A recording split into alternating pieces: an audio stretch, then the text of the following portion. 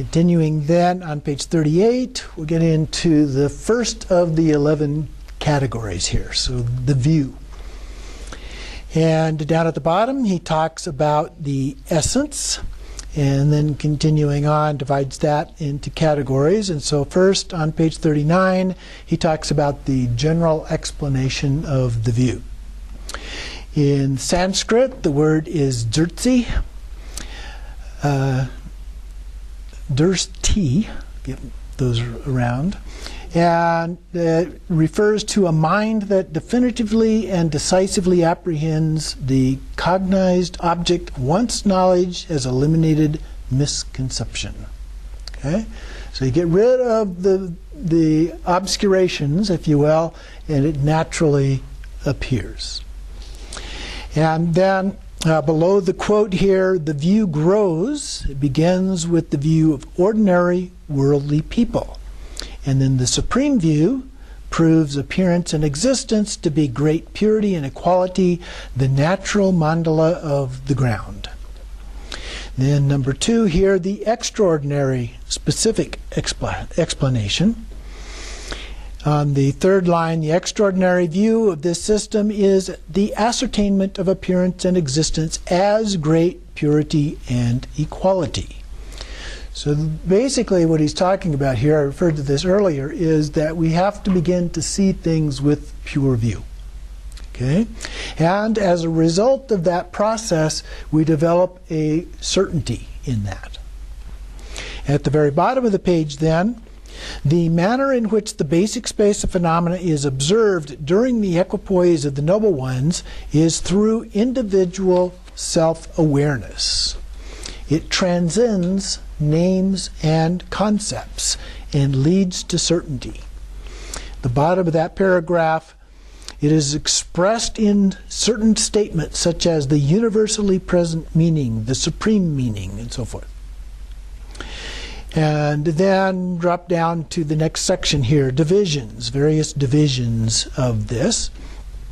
And so he breaks out a number of these, 3 different views of the subject, reality, and self-awareness.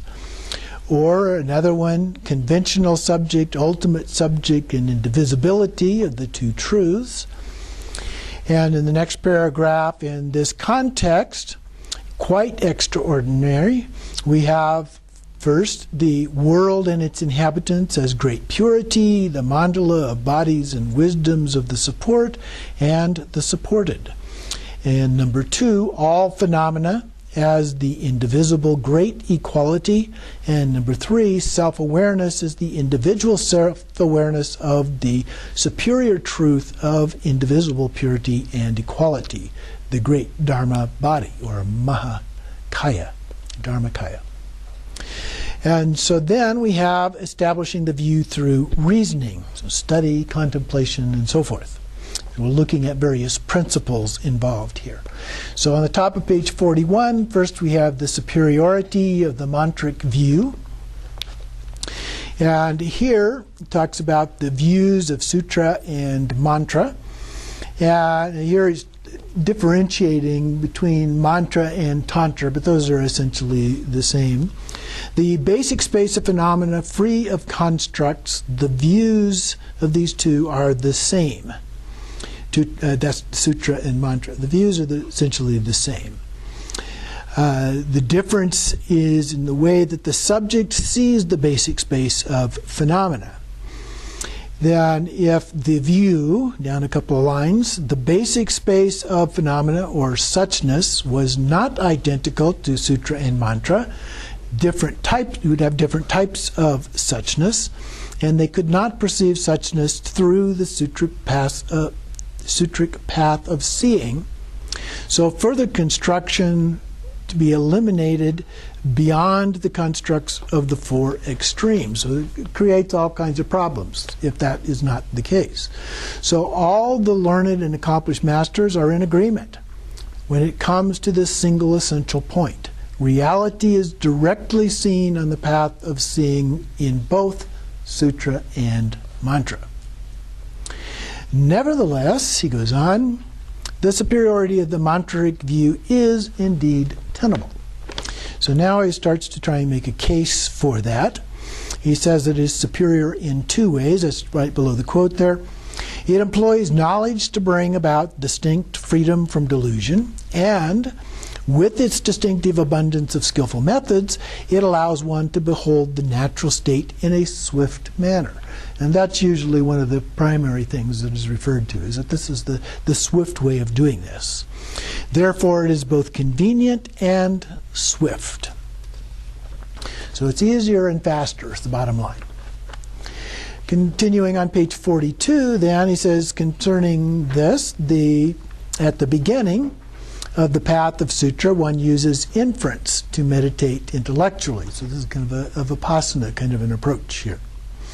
And then in mantra, one is able to realize the basic space of phenomena within the nature of one's own mind as a direct experience free of speculation. So this is more of a shamatha approach. Okay. And then from the Wheel of Time here, there's a long quote. The Wheel of Time is Kala Chakra. Unlike what the realists believe, the three existences are not established as forms consisting of minute particles or consciousness. Rather, what exists here is merely consciousness, free from apprehended or apprehender.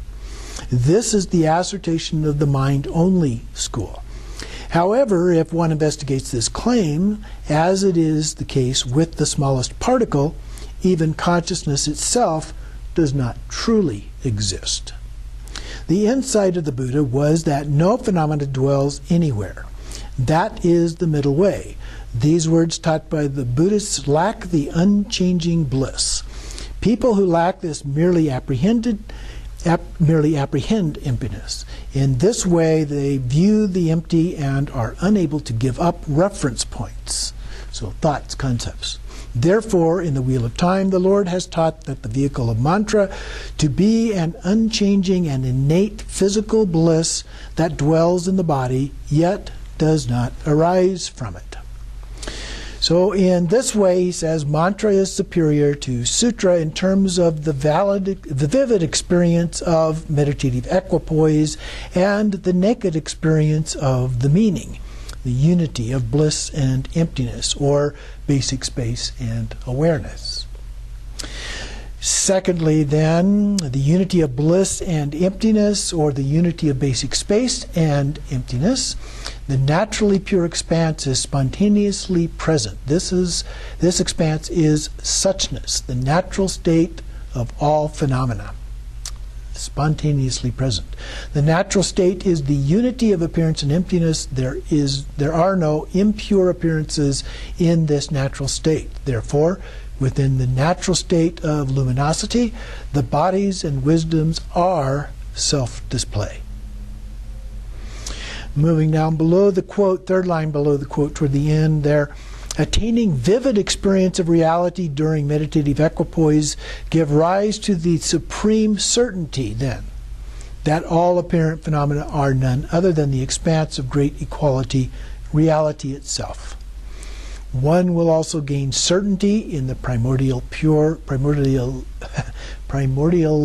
pure nature of all appearances, which neither meet nor part from equality. Let's see, going on to page 44 at the bottom of the page.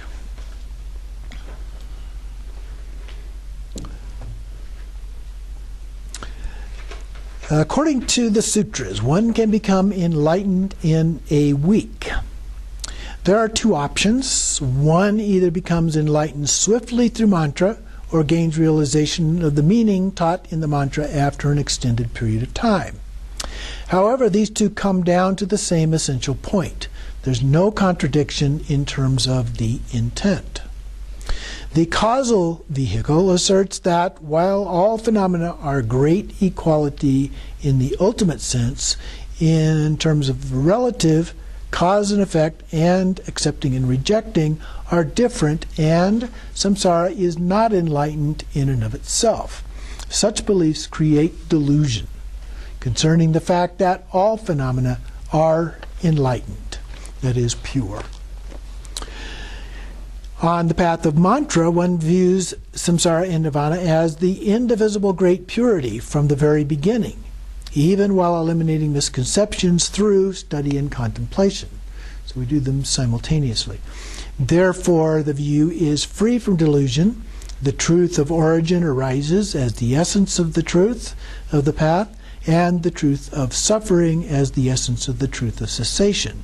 In this way, afflictive emotions are liberated as wisdoms and suffering as great bliss. This approach is referred to as the fruitional vehicle and the Vajra vehicle because effects are seen to be inseparable from their causes. So in the more rapid approach of Tantra, in this case, we're looking at things instead of going through it gradually, step by step, and eventually getting there.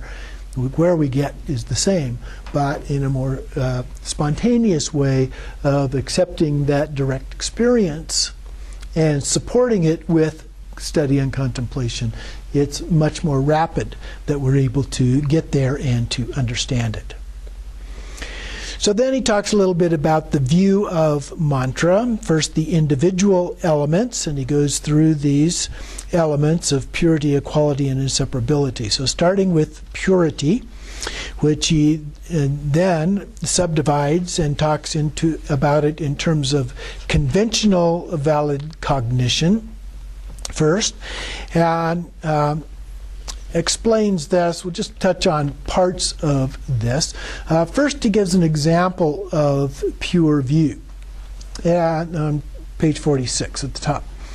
And he gives the example that we've probably seen before of water. And it depends on what kind of a being you are and what kind of a view you have of water. So this becomes an example of understanding the true nature of things. So water to a hungry ghost, it appears as pus and blood, to humans as ordinary water, to those in the pure realms as nectar, to the knowledge holders as mamaki. And then for Buddhists, nothing appears for the perspective of seeing things as they are, for constructs without exception have been pacified. The perspective of seeing things in their multiplicity, appearances are seen as complete purity. And then down on the third line of the next paragraph, the purer the subject, the more valid its cognition. Okay, so the idea here, he's talking about conventional valid cognition. So the idea is the degree of purity that it has represents its degree of validity. And so then another 3 lines down, the natural state of all appearances can be proven to be the bodies and mandalas of wisdom. Purity is perceived by noble beings. And then he goes through, he talks about scripture as evidence for that, as well as experience for that. So there's multiple ways of understanding that. On page 47, just below the large quote at the top, he says, objects are seen in a pure manner when the subject is purified of stains. Okay? So we have to understand, we have to be purified before we can see things as being purified. And then second, he talks about in terms of reasoning. So first was based on scripture, the second was based on reasoning. And here he said the same object can be perceived in different ways, because reasoning can result in different understandings of that approach. And he goes through some of these different ones. At the very bottom of the page, he talks about this in terms of pure view. So the Buddhists see all phenomena in a pure manner. And also notes that this view cannot be superseded by any other. It's the ultimate view. And then on the third line, on the top of 48 there, relative phenomena have 2 modes. The way they appear to confused perception and the natural state of the relative itself. So even the relative has its own natural state, okay, if you can understand it and see it that way. Moving down a little below halfway down the page there, he talks about there are two valid cognitions. Conventional valid cognition based on confined vision and conventional valid cognition based on pure vision. So in the next paragraph, the valid cognition of confined vision is a correct examination of a particular limited object. So we're trying to understand it there from a fairly relative point of view, but is it a valid understanding within that context? Then skipping to the next paragraph, there's the valid cognition of pure seeing, which is having correctly observed reality as it truly is. So this is the ultimate view of understanding valid cognition. And at the very bottom of the page, he says, pure vision knows the object of confined vision, yet confined vision does not know the objects of valid cognition of pure vision. So from a relative point of view, we have difficulty understanding the ultimate view. But from an ultimate point of view, we can easily understand the relative point of view. Okay, moving on then, on page 50, at the top of the page here, he talks then about the ultimate valid cognition. The term impure refers to appearances that comprise the truths of suffering and its origin. The appearances that dwell in unity with basic space, which is empty of the two selves here referring to the emptiness of self and the emptiness of other, can be established as neither the essence nor the object of disturbing emotions, nor can they be established as the identity of the karma and suffering that are produced by the disturbing emotions. Not even the names of the impurities contained within the truths of suffering and its origin exist. Everything dwells naturally in a state of purity. Therefore, since there is no phenomenon that is not of the nature of the great equality of emptiness, all appearances and existence is proven to be primordial great purity. And then skipping a couple of lines, because appearances themselves are inseparable from emptiness, they are shown to be great bliss. Now, great bliss here that he's talking about is not an emotion type bliss, but the purity itself, gone beyond. We transcended those kinds of things. And then we have the subject as wisdom. And so here in the second paragraph on the same page, these appearances are none other than the self-display of one's own mind. Sound familiar? Togao? Okay. While functioning as the basis for all of them, however, the mind is luminous and empty of the two selves. So they lack inherent existence of self and other. And so all appearances are a function of our mind, and it doesn't take very much analysis to figure that out, that without our mind there would be no appearances at all. Okay? And so it is all dependent upon our mind. You take away mind and everything else goes away. And then on the top of page 51, by training on the path in accordance with the mind's natural state, the confused aspect of self-display will gradually be reversed. When this happens, pure appearances will faultlessly dawn and will no longer revert back. So we can get to a state where we actually secure this view and we no longer revert to an ordinary view of things. It's always pure view. Okay. Then go to page 52, just above the middle of the page here. It's in the second paragraph, into the third line. As soon as one has mastered a pure body and experience, one will never have to experience impurity again. Reinforcing the same thing. One will develop supreme bliss, which is completely pure and free from suffering. In this way, pure appearances are reliable and undeceiving. Then skipping the next paragraph to the last one on the page, In this way, the identity of all samsaric phenomena is proven to be pure deity. The actual deity, at the very end of the line, of reality itself is the wisdom of non-dual appearance and emptiness.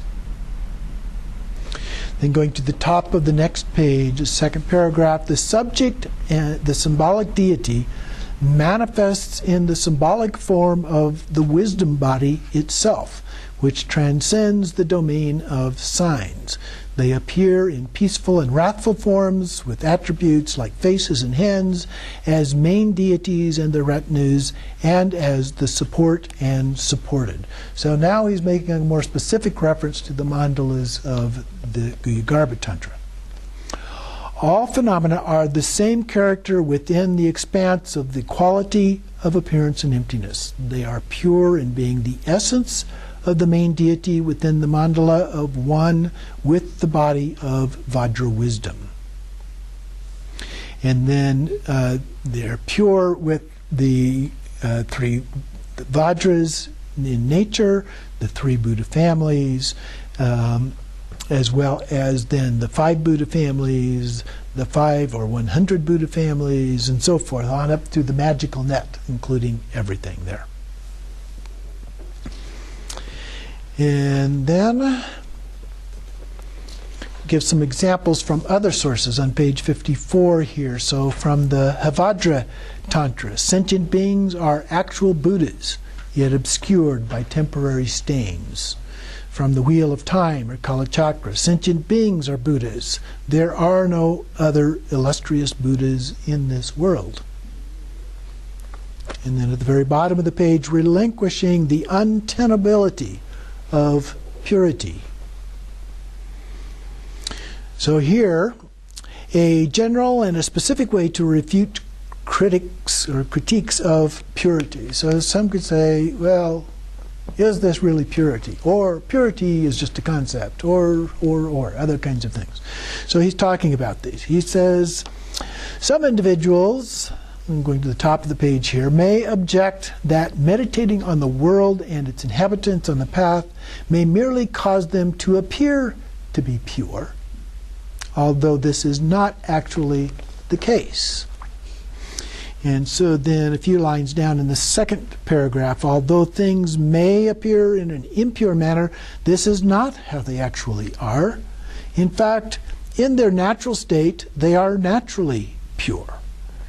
And then skipping a line, they can appear incorrectly to a mind tainted by confusion. Okay? So the critics, he's basically saying, are a little confused. Okay? Then we go down below the quote and the 5th line below that, middle of the line, whatever is set to prove that things are not empty becomes an aid to the reasoning that establishes emptiness. And then the last 2 lines in that same paragraph, one will not succeed in finding an argument that can disprove the reasoning that establishes all phenomena to be pure in their natural state. Okay.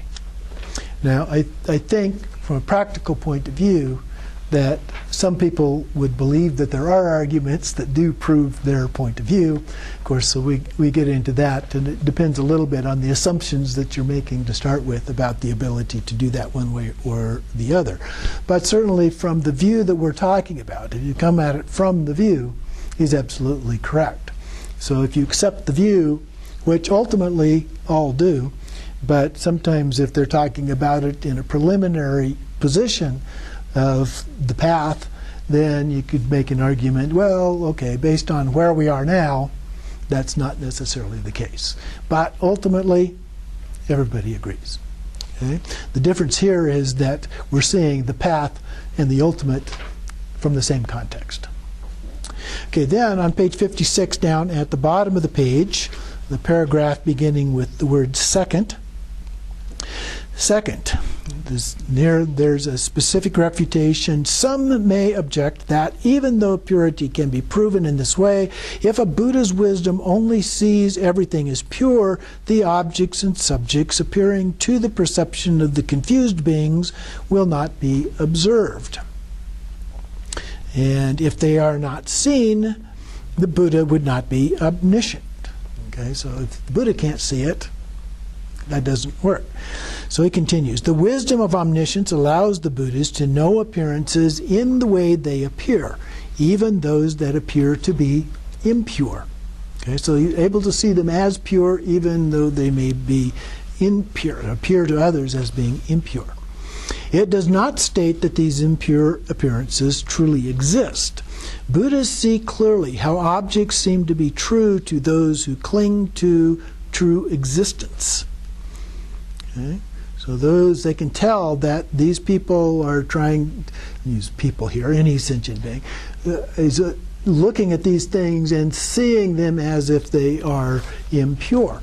And so they understand that. But that doesn't mean that the Buddha sees them as being impure. Then he goes on here in the next line, a Buddha will not view any phenomena as truly existent because it is impossible for such a being to see even the tiniest particle as truly established. Buddhas perceive all phenomena as a self-display. Buddhas only perceive purity. But they still know that others do not or cannot. And that's why, of course, they have the great compassion. They see that, they understand that, and so they have great compassion for these beings and their inability to see that. That goes on then, so that's purity. So then the next section here is on equality. And so he makes some arguments about equality and gaining certainty about that. And so then he has gaining certainty about equality. The last part of that first paragraph. This leads to an instantaneous certainty in the meaning of equality of appearance and emptiness. And in the second paragraph in that section, in a gradual way, beginners should begin by examining the reasons that prove emptiness, such as the logical analysis. So we begin with a logical analysis kind of an approach, developmentally. And then on page 58, in the middle of the second paragraph, as one grows increasingly familiar with this freedom from constructs, the entirety of dualistic phenomena, in which a confined mind observes particular intrinsic natures in relation to individual subjects, becomes purified. So gradually, as we do this process, it becomes more and more purified. This process reaches a point of culmination by bringing forth a distinctive certainty that the nature of all phenomena is one of equality. And skip the next paragraph and about the third line down, in the following one. Equality is to do away with all notions of phenomena bearing marks and having good and bad qualities. So that judgmental or conceptual aspect. So we just let go of all of that and we just see them as they are. Then the next section deals with the inseparability.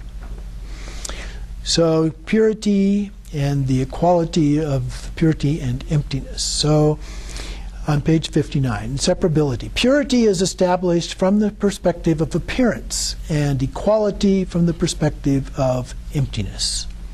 Since these two are inseparable and of one taste. So again, in the middle of there, he says that the two are of one taste.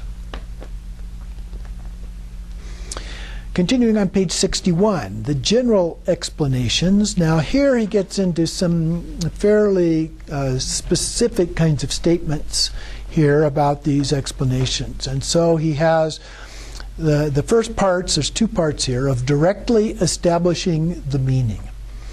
And each of these is divided into 4 statements. But if you look at them carefully, you'll see that statement number 1 in one section is very similar to statement number 1 in the next section, and so forth down through the 4. So directly establishing the meaning, and the meaning of the inseparability of purity and equality is what we're talking about here, which is beyond intellect. So he talks about 4 realizations. So the first one, in the equality of the basic space of phenomena, all phenomena are established to be of a single cause or single mode. So we talk about emptiness, we talk about pure awareness. That's the essence of that. Now we're going to jump down to the first statement in the next section here, this alternative explanation, as he calls it. In the essence of the inseparability of the two truths of purity and equality, all phenomena are of a single taste and a single cause. Looks pretty similar, right? Go back up to the top part, number 2. The apparent aspect of this equality is the wisdoms and bodies. These are established through the principle of the seed syllable, as various syllables can manifest from certain conditions, such as the single sound of the syllable ah. So we look at the Tibetan alphabet, for example, all of them have the sound ah as a part of them. Now ah is also a syllable, but then there's the syllable, so when you have ka, ka, ga, nya, so all of them have that ah sound as a part of them in the alphabet. So different sounds can manifest from that single sound. Go down to number 2 in the bottom section. This is exemplified by the syllable om. So here they just pick a particular syllable, which is illustrated by the 3 syllables a, u, Okay? These 3 in turn demonstrate the inseparable nature of enlightened body, speech, and mind, a symbolic way that they are unified together, and the 3 gates to complete liberation. So again, there's very strong similarity between the 2 examples being given. Number 3 at the top. The single cause and the principle of syllables mutually bless each other and are beyond meeting and parting, or coming and going, or manifesting and dissolving, or any of those other kinds of expressions. So number 3 down at the bottom. Now also note this one includes 2 pieces, okay? There's the first statement, and then an and then a second statement as a part of this. So it actually involves 2 kinds of things. By the force or blessing, I mean the number 3 at the bottom, by the force or blessing of these 2 arguments of meaning and metaphor, so now he's dividing those 2 apart, all phenomena are resolved to be primordial enlightened as great purity and equality. So that would be the seed syllables and the mandala, the individual part and the whole. Okay, then we go back number 4 at the top. In this way, the meaning of the great Dharma body, the inseparability of purity and equality, is experienced through one's own self-awareness in a way that transcends the intellect. Direct experience. Okay? Go down to number 4 at the bottom. Although this meaning can be proven to be in accord with Scripture and key instructions, it is not resolved through speculations that merely rely on words of the Scriptures and key instructions. The view of the mantra is resolved from the depths of one's heart through the 4 direct ways of gaining certainty. Okay, now it doesn't spell out what those 4 ways are, but the idea is it's a direct experience, which is the same as number 4 at the top part. Okay? So very, very similar ways of explaining. So here he says, continuing in that last paragraph, this pertains to the instantaneous type of understanding this. So then we go to the indirectly establishing the meaning. The meaning of the primordial enlightenment of all phenomena is extremely difficult to comprehend. Okay, so this is something that is not really easy necessarily to do. Some individuals will find it implausible. To such people, one can explain the meaning indirectly. Now, I find his approach here a little bit disconcerting with the word indirectly, because what he's really referring to are several methods based on logic. Okay? So he's saying that logic is an indirect way, whereas the previous section he was talking about it in a more direct approach. Okay? But I wouldn't use the word that way, but that's the way he's expressing it. And so first he talks about examples that are based on the Vedic scriptures, so that's the quote here.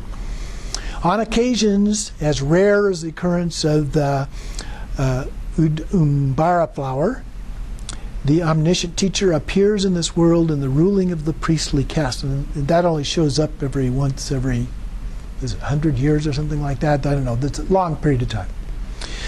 When entering the womb, his mother dreams that he enters in the form of an elephant. When born, he displays major and minor marks. If he does not renounce the world, he will become a universal monarch. If he does, he will become enlightened. Does that sound familiar? Yes. It makes you wonder, because the Vedas were written well before the Buddha was born. If that story didn't somehow come out of the Vedas, wouldn't it all be surprising? But in any case, in this way, such scriptures establish the existence of the Buddha. Okay? They've made that connection. And then also from a logical perspective, the path shown by the Buddha is such as the absence of personal self can also be proven by a liberating path through the reasoning of the power of fact. The Buddha can be proven to be an authentic teacher, and the path that he taught can be proven to be authentic, and so forth. So these can all be done through what is considered to be Buddhist logic. Now, from a Western point of view, Buddhist logic is a little bit different, and there are occasions where they don't line up exactly.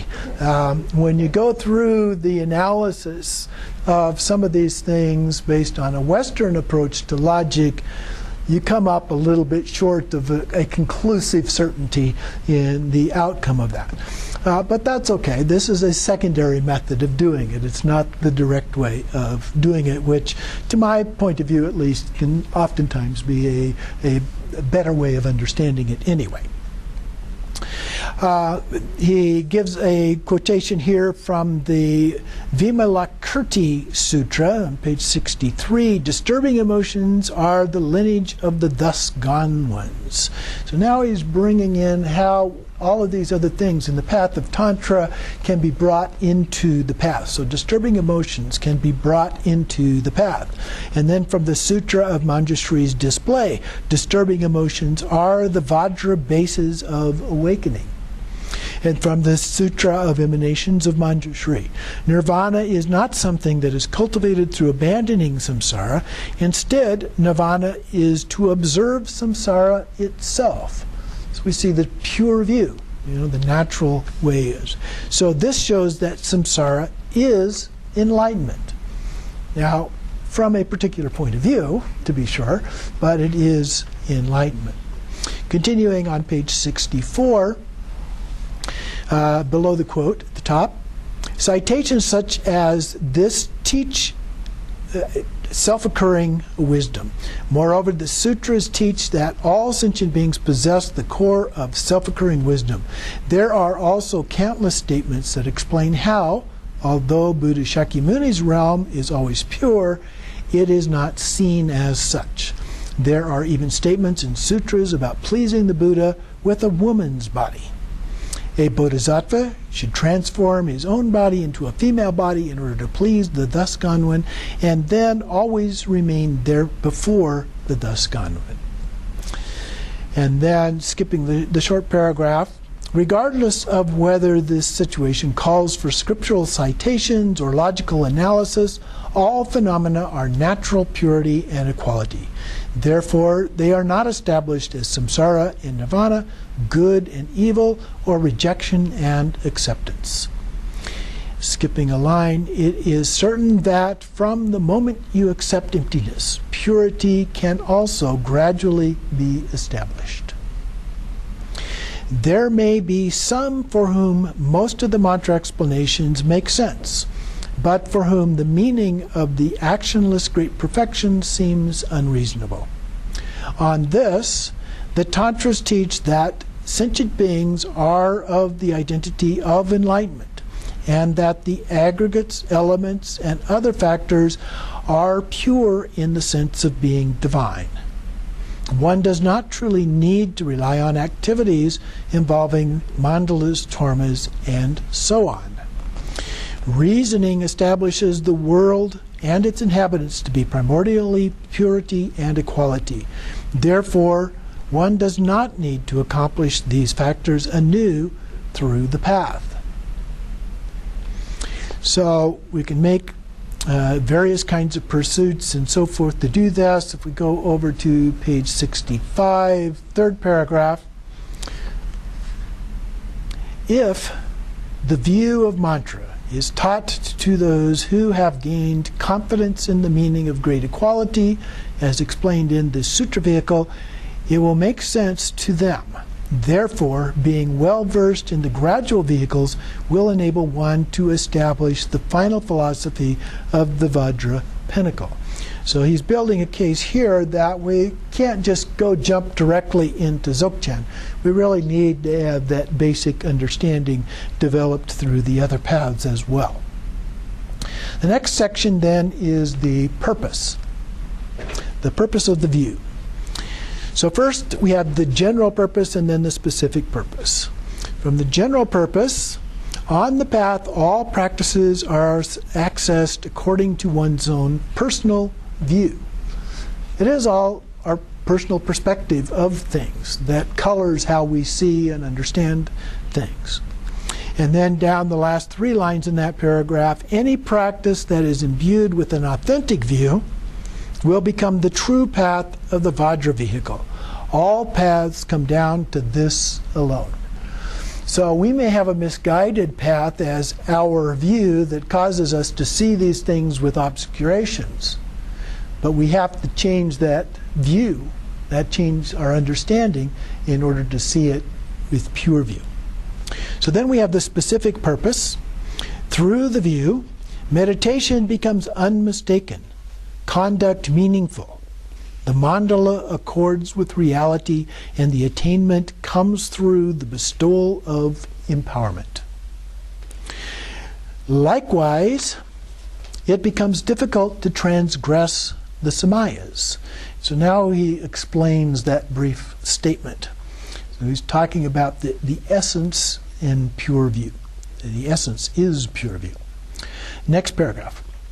If all phenomena were not purity and equality, meditating on the divine nature of the world and its inhabitants would conflict with reality, and one's meditation would be mistaken. Next paragraph. If there is purity and equality, it is reasonable to engage in actions that accord with the view, such as disciplined conduct of freely enjoying sense pleasures. This is the Tantric view of that. So freely enjoying sense pleasures, being free from accepting and rejecting, and engaging in union and liberation. Skipping the next paragraph. As for empowerment, one's own body, speech, and mind, along with their equal aspects, dwell primordially as the 4 Vajras. Not sure what the 4th one here is. Usually the 3 would be body, speech, and mind. The 4th one is either activities or equality. It appears that he's referring to it as equality here, but I'm not actually sure of that. In terms of the samayas, next paragraph, in terms of the samayas of mantra, one should not doubt the explanations that all phenomena are naturally pure as the deity, nor should one conceptualize equality. Okay, so this is a transcendent view of things. Continuing in the next paragraph at the very bottom of the page, the samayas of conduct. So above we had the samayas of mantra, now we have the samayas of conduct, such as not mortifying the aggregates and joyfully accepting sense pleasures, samaya substances, and mudras, are in accord with purity and equality. Were this not the case, they would truly be explained in the lower vehicles. They're only explained in the higher vehicles. Then skipping 3 lines, however, due to the essential point that everything is pure and equal, the samayas should definitely not be transgressed by turning away from the view and the actions that are played out from that view. Consequently, the samayas are hard to transgress. If you see everything with pure view, it's hard to violate any of the samayas. Okay? In fact, the Dalai Lama says that the ultimate, the ethic, the simple view of the ethics of the different paths, the path of Tantra, is simply pure view. Okay? That's what he's saying here. Next paragraph. In practice, the deity is inseparable from the aggregates, elements, and sense sources. Actualize this state as it is by practicing the path. In the next the next paragraph, the last 4 or 5 lines here. Although it is fine to practice cleanliness as taught by the Action Tantra, in this context the 5 nectars and the other substances, like the 5 meats, should be utilized to dismantle the notions of pure, impure, and acceptance and rejection. They are completely pure as offerings. Okay? So we have to overcome our judgmental perceptions of things by intentionally doing some of these, as offerings at least. Regarding enlightened activity, according to the inner mantra, one imagines oneself to be primordially indivisible from enlightened body, speech, and mind of the thus gone ones. So be the Buddha you are. Okay? Everything that you think, say, and do, you do that to the very best of your ability as a Buddha. Or as Jane's bumper sticker says, what would Buddha do? Okay? So that is the very idea here. The very essence of that is that we fake it till you make it. You go about doing it as the very best you can. It may not be perfect, but you do it the very best that you can throughout the day and night. So it's not just about practice. The practice is a support. Okay? The actual process is being a Buddha throughout the rest of the 24/7. So that concludes the view